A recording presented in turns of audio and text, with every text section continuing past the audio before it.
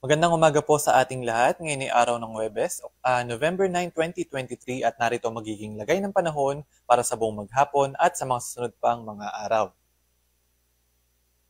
Sa kasalukuyan, patuloy yung ating monitoring dito sa low pressure area. Huli nating namataan sa may layong 395 kilometers sa may west-southwest ng Puerto Princesa City sa may Palawan.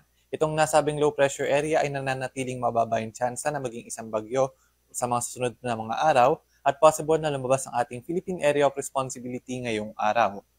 Samantalang patuloy yung pag-iral ng northeast monsoon sa may bahagi ng extreme northern Luzon at sa nalalabing bahagi naman ng ating bansa, umiiral itong tinatawag natin na easterlies o yung mainit na hangin na nagmumula sa karagatang Pasipiko.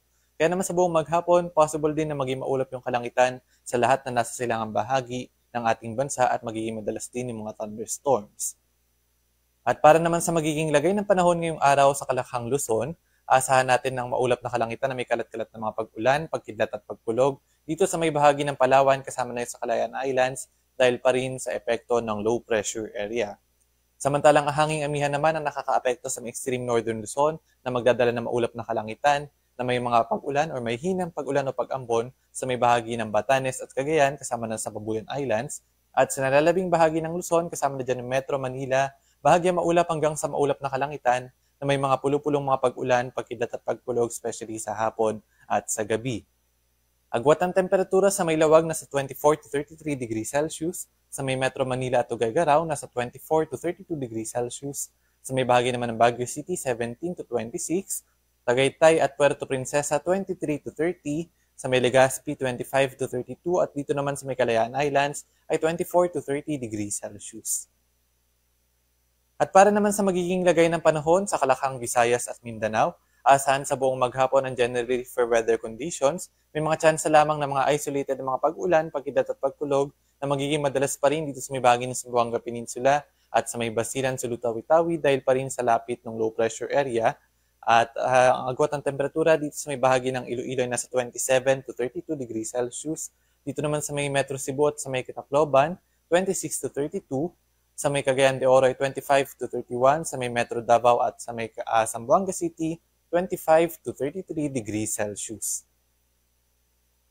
At para naman sa lagay ng ating karagatan, sa ngayon wala tayong nakataas na gale warning sa naman baybayin ng ating bansa, kaya naman malaya pa rin makakapalaot ng ating mga kababayang mga isda at may maliliit na sasakyang pandagat.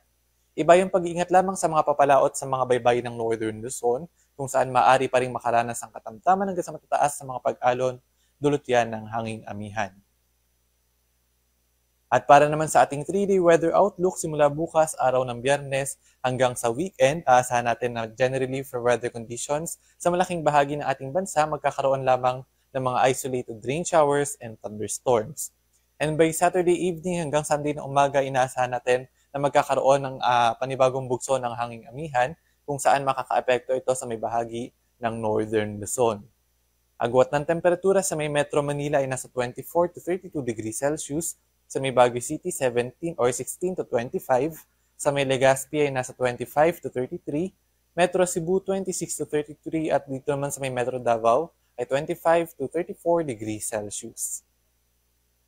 At ang haring araw ay sisikat ngayong 5:54 ng umaga at lulubog naman mamayang 5:25 ng gabi.